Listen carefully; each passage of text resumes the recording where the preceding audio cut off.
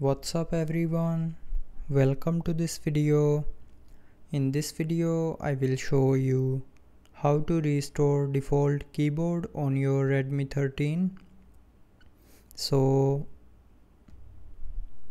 if you are using any other keyboard like this keyboard and now you want to reset your keyboard back to default, then open settings. Now in settings, scroll down and tap on additional settings. Now here in additional settings, scroll down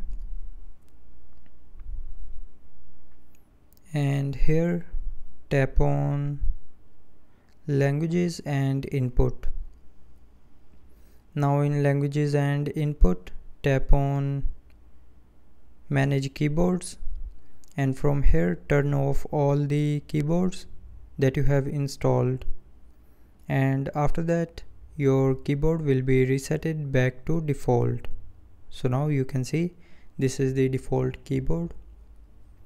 So that's how you can restore default keyboard on your Redmi 13.